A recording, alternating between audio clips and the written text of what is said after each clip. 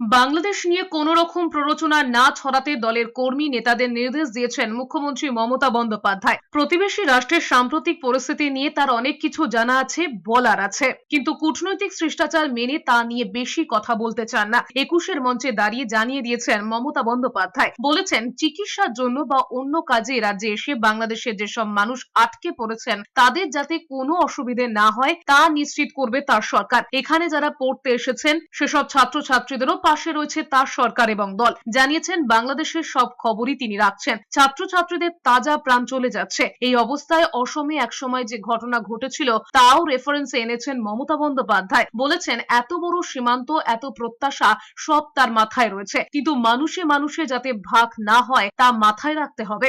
চিন্তা করবেন না, বাংলাদেশে নিয়ে যদি আপনাদের কোনো পরিবার থাকে, পরিজন থাকে, কেউ পড়াশোনা করতে যান, কেউ চিকিৎসা করতে এসে ফিরতে না পারেন, যদি কোনো সহযোগিতার দরকার হয়, আমি বাংলাদেশ নিয়ে কোনো কথা বলতে পারি না, কারণ ওটা একটা আলাদা দেশ। যা বলার ইন্ডিয়া গভর্নমেন্ট বলবে, আমি বলতে পারি না। অসহায় মানুষ যদি বাংলায় দরজা খটখটানি করে, আমরা তাদের আশ্রয় নিশ্চয়ই দেব।